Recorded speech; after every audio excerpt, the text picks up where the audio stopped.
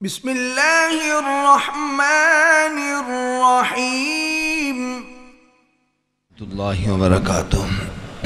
अल्लाह रब्बुल आलमीन की सिफ़तो सताइश, बड़ाई, किबरियाई, यकताई, तन्हाई के बाद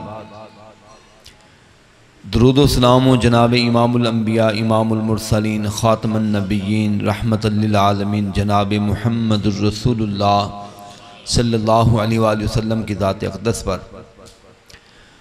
हज़रात, अभी आपने मुझसे पहले दूर दराज का सफ़र करके तशरीफ़ लाने वाले एक मेहमान मोहतरम जनाब जाबिर हुसैन बुखारी साहब का मैं और आप जिस करब के ज़माने से गुज़र रहे हैं, जिन हालात का सामना कर रहे हैं, हर चीज़ हमारे पास मौजूद है। आज़ाद वतन मौजूद है, अपने रकबेदारियाँ, ज़िम्मेदारियाँ, अफसरियाँ मौजूद हैं, अपने गली महल्ले, अपनी मस्जिदें, अपनी इबादत गाहें, अपनी मार्केटें, अपने बाज़ार मौजूद हैं। लेकिन इसके बावजूद आपने देखा जिसके पास है, माल है, औलाद है, वो भी परेशान है, और जिसके पास नहीं है वो भी तड़प रहा है, परेशान है।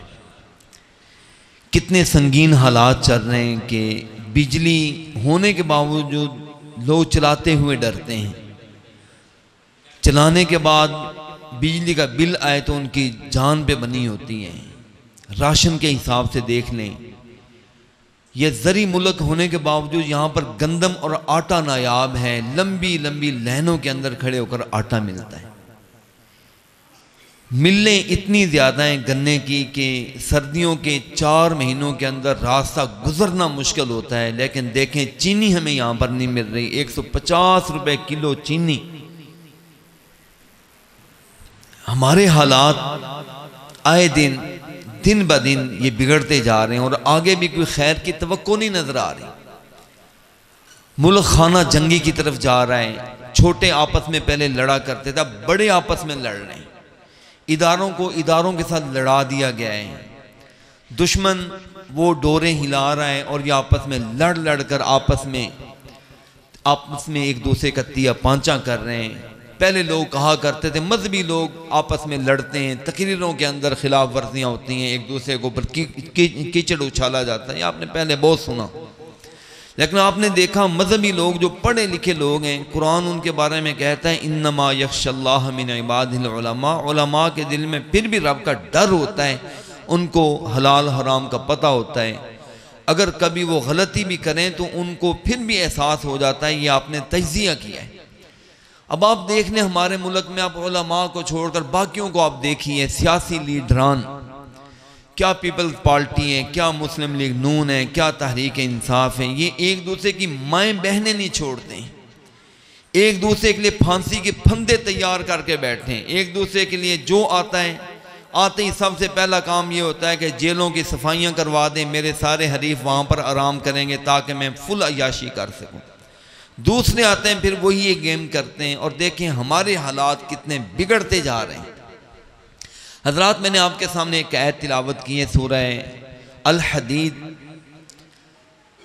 ये 27वें पारे की पूरी आयत नई आयत का हिस्सा है। इस पर आपने गौर करना है, मैंने गौर करना है। सबसे पहले मेरे लिए दावत है, लम्हा फिक्री है, फिर आप सब के लिए, मुसलमानों के लिए, बहनों के लिए, भाइयों के लिए, सब के लिए।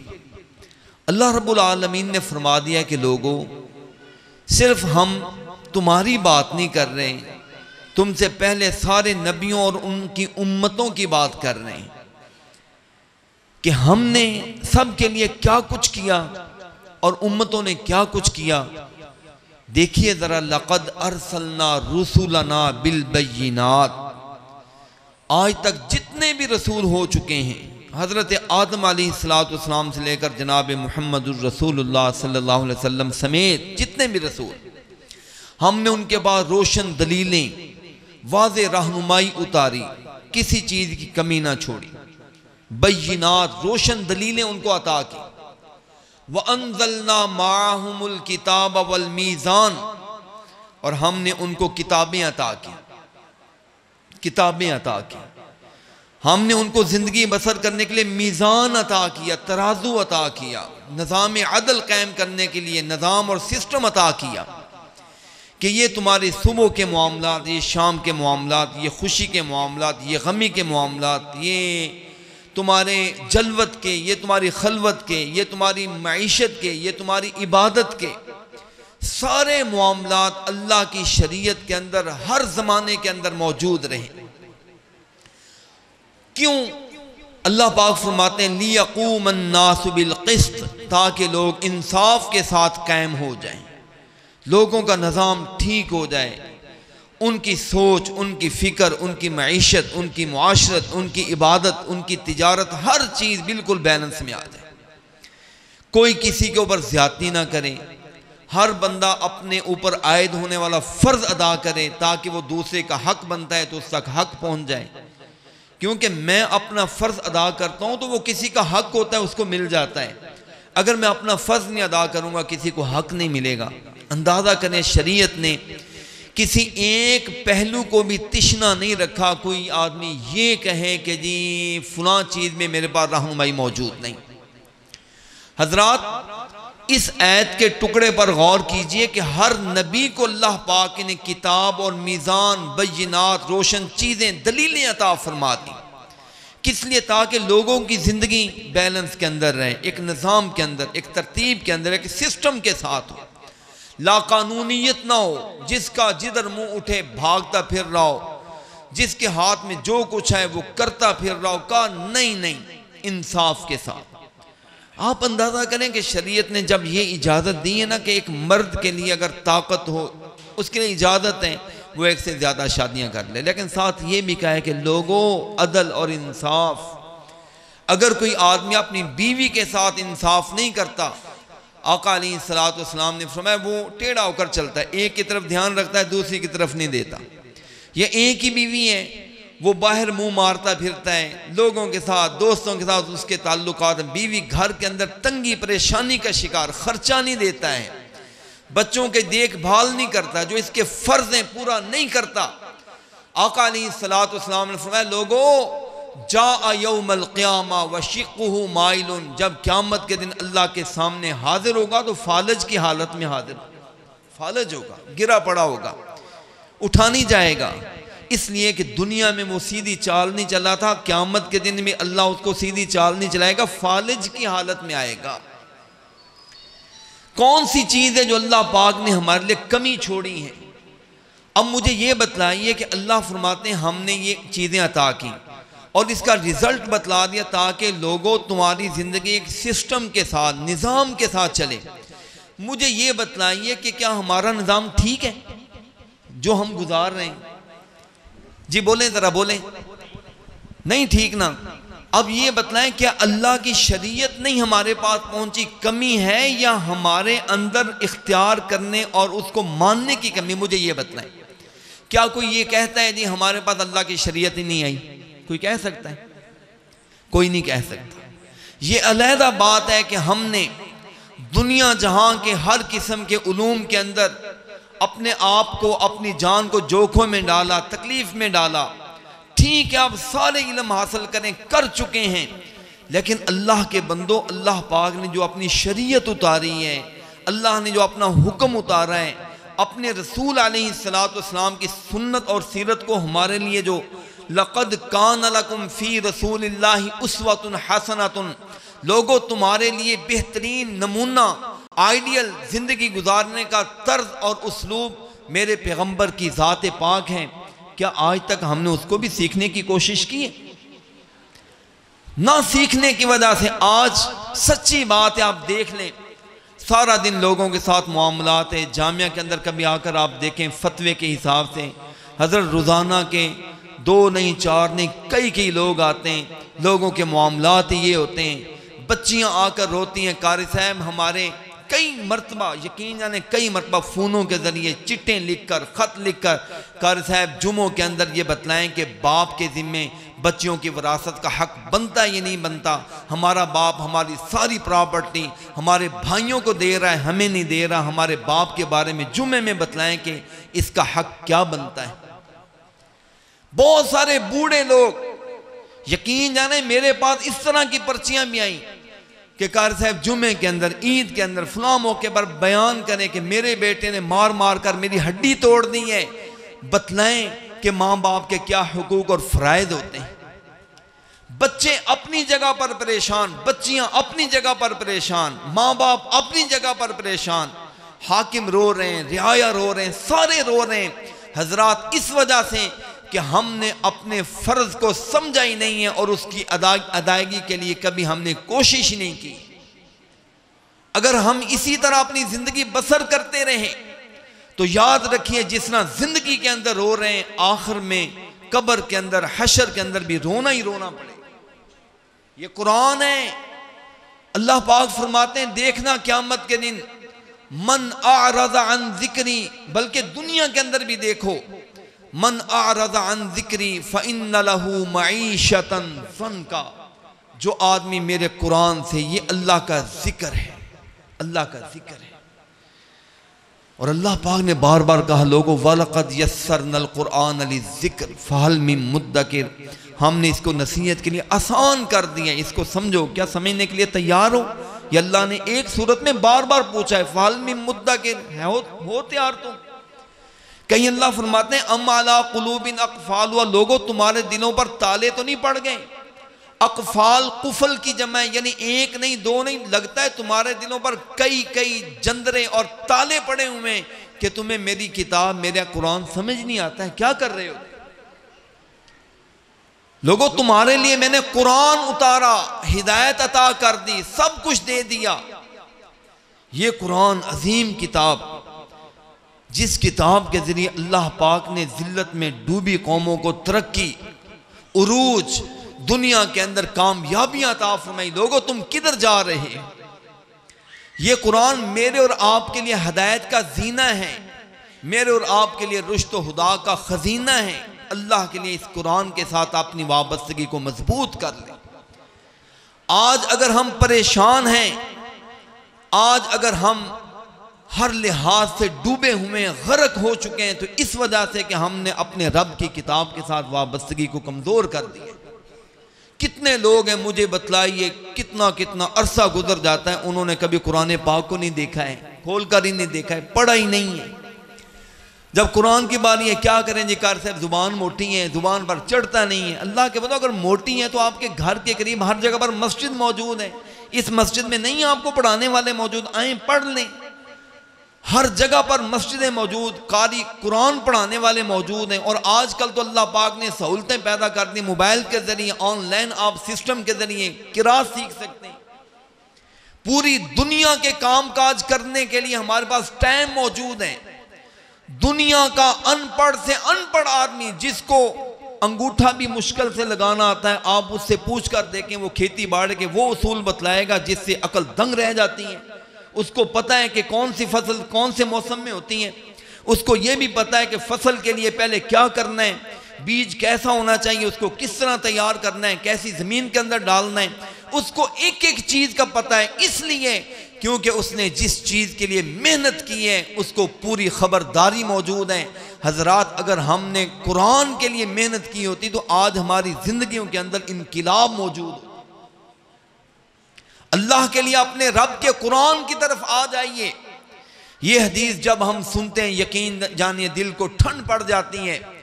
अगरचे हमारे हालात ख़राब हैं, अगरचे हम परेशान हैं, लेकिन रसूल पाक अलैहिस्सलाम ने फरमाया था, लोगों अल्लाह पाक ने एक रस्सी ऊपर से नीचे लटकाई हुई है।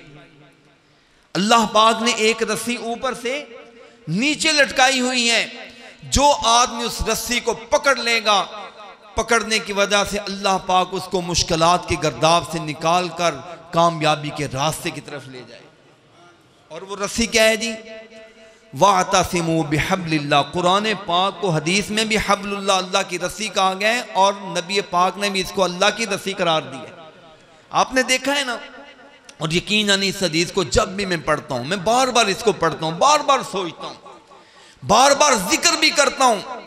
दुनिया के अंदर अब भी आप देख ले, ये 1122 रेस्क्यू ऑपरेशन होते हैं। पिछले दिन आपने देखा 7 तालिब इल्म, एक उस्ताद स्कूल के लिए आ रहे थे, ये जो पिछले दिन बटग्राम में हुआ है, रास्ते में तारें टूटी हैं, जिसकी वजह से उनकी डोली जो थी वो सफ़र के लिए वो रास्ते में अटक गई है। जहाज़ों के ज़रिए, हेलीकॉप्टर के ज़रिए, और वहाँ पर मकामी माहिरीन की मदद से उन्होंने उन 7 बंदों को रेस्क्यू किया, 8 बचा लिया। आपने देखा लोग डूब रहे होते हैं, ऊपर से जहाज़ से रस्से फेंक कर मुख्तलिफ चीज़ें, मुख्तलिफ तैरने वाली बचने वाली चीज़ें फेंक कर उनको रेस्क्यू किया जाता है ताकि लोग बच जाएं। सैलाबों के अंदर, जल्जलों के अंदर, मुख्तलिफ आफतों और मुसीबतों के अंदर ये आपके रेस्क्यू ऑपरेशन होते हैं लोगों के तहफ़्फ़ुज़ के लिए, ज़िंदगी बचाने के लिए। अल्हम्दुलिल्लाह इंसान अपनी बसात के मुताबिक कोशिश करता है, इंसान को अल्लाह कामयाबी अता फरमाता है। मुझे बतलाइए, जिस रस्सी का एक सिरा रब के हाथ में हो, दूसरा हमारे हाथ में हो, नाकामी के कोई चांसेस मौजूद हैं? कोई बंदा नाकाम हो सकता है? आज हम नाकाम क्यों हैं? क्योंकि हमारे हाथ में रस्सी मौजूद ही नहीं है। हम इतने बेनसीब लोग हैं, डूब रहे हैं हम। हमारी मिसाल उस मरीज की तरह है, जान बलब होता है, मरने के करीब है, तकलीफ है, करा रहा है, हाय हाय कर रहा है, हाय मैं मर गया, हाय मैं डूब गया।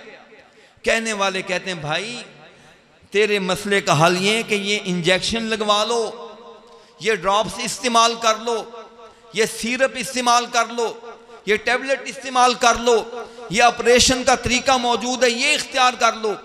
वो सुनता है, देखता है, कहता है ठीक है, करता नहीं है। हर चीज मौजूद है, डॉक्टर भी मौजूद, दवाई भी मौजूद, अमला भी मौजूद है, सब कुछ मौजूद है, हाय हाय करता रहता है लेकिन दवाई नहीं करता। मुझे बतलाएं, आप इसको अक्लमंद कहेंगे, बेवकूफ कहेंगे? इसको बेवकूफ कहेंगे, बल्कि शरीयत ने ऐसे शख्स को खुदकुशी करने वाला कहा है जो जानबूझकर मरता है। अल्लाह पाक ऐसे बंदे से नाराज होता है कि तेरे पास हर चीज मौजूद है तो इलाज क्यों नहीं करवाता है? हमारी मिसाल उस इसी तरह के बेनसीब बदनसीब मरीज की तरह है, करा रहा है, रो रहा है, चिल्ला रहा है, लेकिन इलाज कराने के लिए तैयार। अच्छा, हमारी मिसाल भी ये है, किस चीज की कमी है? मैं कहता हूं आप कुरान पाक को उठाकर देखें, कौन सा मसला है जो अल्लाह ने हल नहीं किया है। आप बड़े हैं, बाप हैं, अल्लाह ने तब भी रहनुमाई दी, बेटे हैं तब रहनुमाई दी, बेटी है तब रहनुमाई मौजूद, माँ है तब रहनुमाई मौजूद, बीवी है तब रहनुमाई मौजूद है, हमसाया है, हक हमसाया तब रहनुमाई मौजूद है।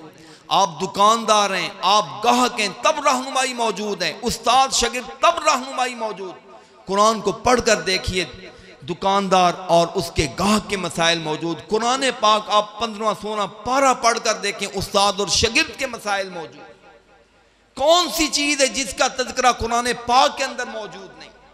मैं कहता हूं आप कुरान पाक को सूरह बनी इसराइल, ये छोटी सी एक सूरत है आधे पारे की, आप सिर्फ इसका ये 1-2 रुकू उठाकर देखिए। इस 1-2 रुकू के अंदर अल्लाह पाक ने तरतीब के साथ इतने मसले जिक्र करने, बंदा हैरान होता है कि थोड़ी से आयतों में इतने सारे मसले। मिसाल के तौर पर देखिए, जो मेरे जहन के अंदर मैं जिक्र कर रहा हूं, मेरे बंदो मेरी इबादत करो, मेरे साथ किसी को शरीक ना ठहराओ, पहला मसला। गिनते जाएं, मेरे बंदो तुम्हारे माँ बाप उनकी खिदमत करो, उनके सामने उफ ना कहा करो, उनके सामने झुक कर रहा करो, उनको तंग परेशान ना किया करो। 2 मसले। मेरे बंदो आतिज़ल कुर्बा हक्कहु वल मिस्कीन वब्न सबील, मेरे बंदो कराबतदारों को, मिस्कीनों को, मुसाफिरों को उनका हक दिया करो, उनको तंग परेशान ना किया करो। 3रा मसला, मेरे बंदो वला तुबज़्ज़िर तबज़ीरा, कभी भी फजूल खर्ची ना किया करो। फजूल खर्ची करने वाले इंसान नहीं, वो शैतान है। इन्नल मुबज़्ज़िरीन कानू इख्वान शयातीन। 5वां मसला, मेरे बंदो अगर तुम्हारा किसी के साथ मामला हो जाए, कोई लेन देन हो, तो बात अच्छी किया करो। फ़क़ुल्लहुम क़ौलन मैसूरा, बदतमीज़ी के साथ पेश ना आया करो, बल्कि अखलाक के साथ पेश आया करो। मेरे बंदो अल्लाह के रास्ते में खर्च करो, म्याना रवि से इख्तियार। 6ठा मसला, म्याना रवि से इख्तियार करो, ना बहुत ज़्यादा दो कि तुम तंग होकर बैठ जाओ, और ना ही तंगी के साथ बखीली से काम करो। बखील लोग अल्लाह को पसंद नहीं। मेरे बंदो देखो, तुम औलाद को सिर्फ इसलिए थोड़ा करो कि जी हमारी औलाद 1 हो 2 हो, रिज़्क़ की तंगी है, मतलब कहा नहीं नहीं नहीं, और मसला हो, बीमारी का मसला हो, परेशानियों और बात है। कभी औलाद इस नीयत से थोड़ी रखना कि रिज़्क़ कम हो जाएगा। मेरे बंदो अपनी औलाद को कत्ल ना किया करो। मेरे बंदो जिना के करीब ना जाओ, मसले गिनते जाएं आप, जिना के करीब ना जाओ। मेरे बंदो किसी को कत्ल ना किया करो, कत्ल करना बहुत बड़ा गुनाह है। किसी के साथ ये ज्यादती ना करो। मेरे बंदो ला तकरबू माल यतीमी, यतीमों के माल के करीब भी ना जाओ। खाना दूर की बात है, यतीम का माल करीब भी ना जाओ। मेरे बंदो औफू बिल आहद वौफुल कैला इदा किल्तुम वज़िनु बिल क़िस्तासिल मुस्तक़ीम। मेरे बंदो वादा पूरा किया करो, वादा करने के बाद कभी तोड़ा ना करो। मेरे बंदो जब भी नाप तोल करो तो उसके अंदर डंडी ना मारा करो, बल्कि जो रेट तय हो गया उसके साथ पूरा पूरा कर दिया करो। मेरे बंदो फजूल चीज़ों के पीछे ना पड़ा करो। फजूल चीज़ों के पीछे पड़ोगे तुम्हारे कान आंखें नाक ये चीज़ें इस्तेमाल होंगी, क़यामत के दिन तुम्हें जवाब देना पड़ेगा तुमने अपना कितना वक्त फजूल चीज़ों के अंदर इस्तेमाल किया। और आखिरी चीज़ मेरे बंदो ला तमशी फिल अर्दी मरहा, ज़मीन के अंदर तकब्बुर के साथ मत चला। ये एक रुकू है, 2 रुकुओं के अंदर ये मसले अभी पूरा नहीं हुआ, शायद मुझसे कुछ रह गए हों। अंदाज़ा करें ये कुरान पाक की आयतें पढ़ते जाएं आपको सारे मसले मिलते जाएंगे। बहुत गलत नजरिया है, किसी ने आपको गलत पट्टी पढ़ाई है कि जी कुरान पाक पढ़ना बड़ी मुश्किल चीज़ है, इसको पढ़ने के लिए उलमा का दिमाग चाहिए, उलमा का इल्म चाहिए। जी कुरान पढ़ने के लिए कोई कहता है 70 इल्म होने चाहिए, कोई कहता है 36 इल्म होने चाहिए, कोई कहता है 14 इल्म, कोई कहता है 9 इल्म होने चाहिए। उसने आपके साथ बड़ी ज्यादती की है जिसने ये सोच दी है।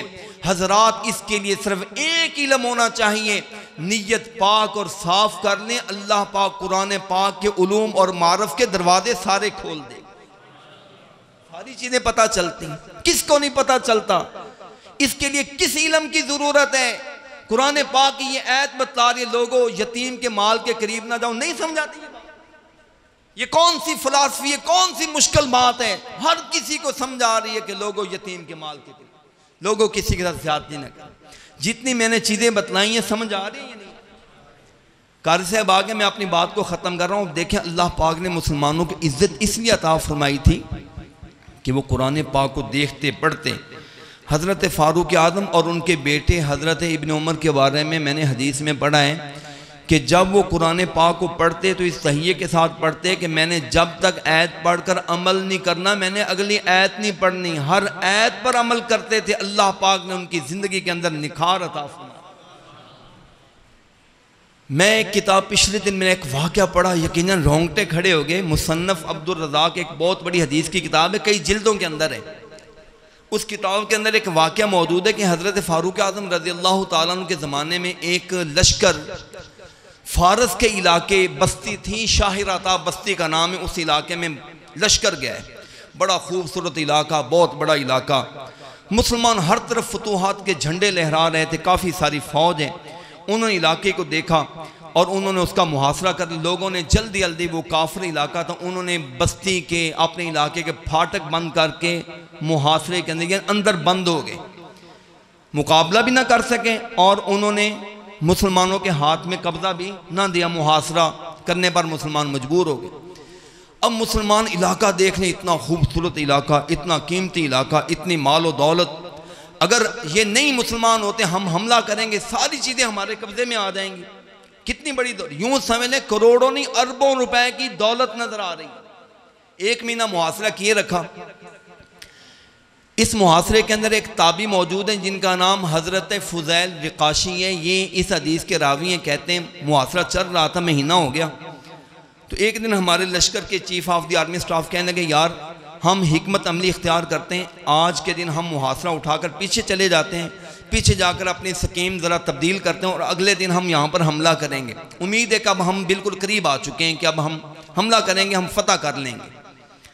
कहते जब हम पीछे हटे, अगले दिन सुबह हम तैयारी करके निकलने लगे तो हमने देखा कि फाटक खुद ब खुद खुल गए और सारे लोग नीचे आ गए, करीब आ गए। हमने कहा तुम कैसे करीब आ गए? कहने लगे जी हमारी तुम्हारे साथ सुलह हो गई है। हमने कहा हम तुम्हारे साथ सुलह करने के लिए आए नहीं हैं, तुम हमारे दुश्मन हो, हम मुकाबला करने के लिए आए हैं। कहने लगे जी हमारी तुम्हारे साथ सुलह हो चुकी है। हमने कहा सुलह किसने की है? कहने लगे जी तुम्हारे एक मुलाजिम ने, गुलाम था, उसने हमारे साथ सुलह कर ली। हमने कहा सुलह कर ली है, किसने उसको इजाज़त दी थी? कहने लगे ये हमें पता नहीं है, वो तुम्हारा बंदा, उसने हमारे साथ सुलह कर ली। और दलील के तौर पर उन्होंने एक तीर निकाल कर दिया कि जी ये तीर देखें, उसने इसके ऊपर सुलह लिखी हुई है कि मेरी तरफ से मैं तुम्हें सुलह दे रहा हूँ, सुलह अमन दे रहा हूँ, तुम्हारे साथ हमारी सुलह, सीज फायर हो चुका है, सीज फायर, जंग बंदी हो चुकी। कहते हैं हमने गुलाम को बुलाया, ये तुमने क्या किया?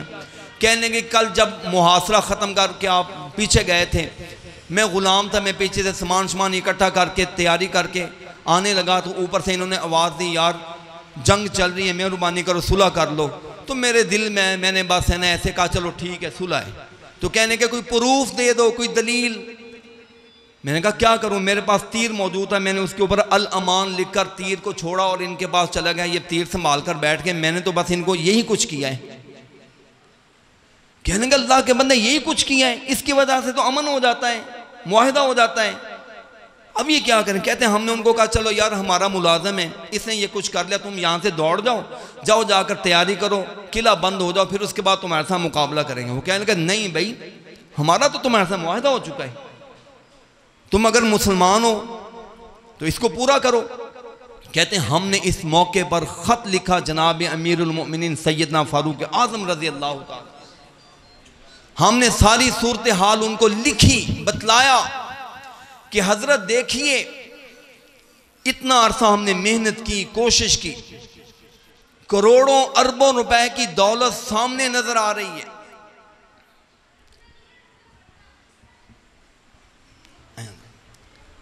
बिल्कुल ये इलाका फतह होने के करीब पहुंच चुका है, लेकिन आखिर में हमारे एक बंदे से ये गलती हो चुकी है। सुबहान अल्लाह, हज़रत फ़ारूक आज़म के बाद ये ख़त पहुंचता है, वापस जवाब लिखा कि अल्लाह के बंदों क्या तुम्हें पता नहीं है कि आका अलैहिस्सलाम ने फरमाया था यसआ बिज़िम्मतिहिम अदनाहुम, कि अगर मुसलमानों का कोई अदना आदमी भी मुआहिदा कर लेगा तो सब लोगों को मुआहिदे की पासबानी करनी पड़ेगी। देखो अब वफा करो, वादा पूरा करो, वादा पूरा करना अजीम लोगों का काम है। हम मुसलमान हैं, हम दौलत को नहीं देखेंगे, इस मौके पर ये देखेंगे हमारे रब और रसूल का हुक्म क्या है। कहते हैं बस क्या बतलाएं तुम्हें, हमारे हाथ में करोड़ों अरबों की आई हुई दौलत निकलती हुई जा रही थी, लेकिन हम अपने रब के हुक्म और फैसले पर राजी थे। अल्लाह जो तूने कह दिया है कि वादे को पूरा करो, अल्लाह हम इसको तोड़ नहीं सकते। और आज हमारी क्या हालत है, रात को बात पक्की हो, सुबह चीज़ का रेट बढ़े, हमारे पास 100 दलीलें मौजूद होती हैं, हजरत जी ये हो गया वो हो गया, कुछ भी ना हो तो हम इस मौके पर अपनी बीवी को अपना पेशवा बना लेते हैं कि घर वाली नहीं मानती है जनाब, अम्मा जी नहीं मानती हैं, अब्बा हुजूर नहीं मानते, बेटा नहीं मानता है। डॉक्टर फजल इलाही हाफिज़हुल्लाह हमारी जमात के बहुत बड़े नामवर मुहक्किक हैं, उन्होंने अपनी किताब में एक मिसाल लिखी है सही बुखारी शरीफ की इस हदीस के हवाले से कि आका अलैहिस्सलाम ने फरमाया जो आदमी किसी से मुआहिदा कर ले और दूसरा आदमी उसके मुआहिदे को तोड़ने का बाइस बन जाए, उसका मुआहिदा तोड़ दे, मन अग़फ़रा मुस्लिमन ज़िम्मतहु फ़अलैहि लअनतुल्लाहि वल मलाइकति वन नास अजमईन, जो वादा तोड़े या तुड़वाए उस पर अल्लाह की भी लानत, फरिश्तों की लानत, सारे मुसलमानों की लानत है, सारी दुनिया की लानत है जो वादा करके तोड़ता है। डॉक्टर साहब ने अपनी किताब में एक मिसाल लिखी है, कहते हैं हमारे यहाँ क्या होता है, हमारे लोगों ने अगर मुआहिदा तोड़ना होता है तो खुद गंदे नहीं होते, कभी कोई अपने बाप के ज़िम्मे लगा देता है, और बाप ने तोड़ना हो तो वो अपने बेटे के ज़िम्मे। बाप ने अब मुआहिदा तोड़ना हो ना, वो कहता है जनाब मेरे बेटे ने आपके साथ फलां जिन्स का, फलां प्लाट का, फलां चीज़ का मुआहिदा कर लिया था, लेकिन आपको पता है मेरा बेटा तो मेरे साथ मुलाजिम की हैसियत से बैठता है, असल कारोबार का मालिक और ऑनर तो मैं हूँ, सब कुछ मेरे हाथ में जनाब, इसलिए जो कोई मेरे बेटे ने किया है बस आप उसको छोड़ दें, वो कुछ नहीं हो सकता क्योंकि हर चीज़ का मालिक मैं। ऐसे करते हैं या नहीं करते? और कहते हैं अगर बेटे ने मुआहिदा तोड़ना हो ना, बेटे ने बाप का किया हुआ मुआहिदा तोड़ना हो, वो कहते हैं जनाब अब्बा जी तो आपको पता है हमारे पास कारोबार तो सारा हम करते हैं, अब्बा जी तो सिर्फ बतौर तबर्रुक के कारोबार में बैठते हैं, अब्बू जी को क्या पता है। आज से पहले अब्बा जी ने सारे मुआहिदे किए जिसमें बच रहा था, कमाई हो रही थी, बचत हो रही थी, सब कुछ ठीक था। आज कुछ देने पड़ रहे हैं, चीज़ का रेट बढ़ गया है तो बच्चा क्या कहता है, अब्बा जी तो बतौर तबर्रुक के बैठे हुए जनाब, काम तो सारा हम देखते हैं, मामला तो हमें पता है। डॉक्टर साहब कहते हैं इस हवाले से इस हदीस को याद रखें। आका अलैहिस्सलाम ने फरमाया था, जो आदमी किसी मुसलमान का मुआहिदा तोड़वाता है, मुआहिदा तोड़वाता है, उस पर अल्लाह की भी लानत है, उस पर फरिश्तों की भी लानत है, उस पर कुल कायनात की, दुनिया की, इंसानों की, लोगों की लानतें पड़ती हैं। ये एक मिसाल मैंने आपके सामने इसलिए पेश की। हजरात गौर कीजिए, आज हमारे मामलात क्यों गंभीर हैं? इसलिए कि हमें यमीन व यसार, दाएं बाएं, आगे पीछे अगर नज़र आती है, सिर्फ दुनिया नज़र आती है, मादियत परस्ती नज़र आती है, हमें दुनिया का माल नज़र आता है, नहीं हमें पता होता कि हमारा रब क्या फरमा रहा है, हमारा दीन हमें क्या कह रहा है, हमारे पैगम्बर अलैहिस्सलाम की सीरत और सुन्नत हमें क्या बतला रही है। हमें हर चीज़ भूल जाती है। खुशी, गमी, उसर, युसर, जलवत, खलवत के अंदर हम अपने आप को अपना खुदा बनाकर जब फैसला करते हैं तो फिर नौबत यहीं तक पहुंचती है जिस तक आज हम पहुंच चुके हैं। हजरात, अगर हम चाहते हैं कि अल्लाह हमारी हालत को तब्दील कर दें तो हजरात हमें खुद वापस आना पड़ेगा। किसकी तरफ? अल्लाह के कुरान की तरफ, रसूल पाक अलैहिस्सलाम के पाक फरमान की तरफ। वो आयत जो मैंने सूरह अल हदीद के हवाले से ज़िक्र की है कि लोगों, सिर्फ हमने तुम्हारे लिए नहीं, पहले तमाम नबियों के पास बय्यिनात भेजी थीं, किताबें उतारी थीं, रोशन दलीलें अता कर दी थीं, मीज़ान भी उतारा था। किस लिए? लियक़ूम अन्नास बिलक़िस्ति, ताकि लोगों तुम इंसाफ की ज़िंदगी, डिसिप्लिन की ज़िंदगी, एक सिस्टम की ज़िंदगी, नज़म और तरतीब के निज़ाम के साथ मरबूत होकर ज़िंदगी बसर करो। अल्लाह पाक मुझे और आपको इस आयत का अमली ऐनादारी करने की तौफीक नसीब फरमाए। अल्लाह हमें अपनी ज़िंदगी के अंदर निखार और संगार की तौफीक नसीब फरमाए। आखिर दावाना अनिल हम्दुलिल्लाहि रब्बिल आलमीन।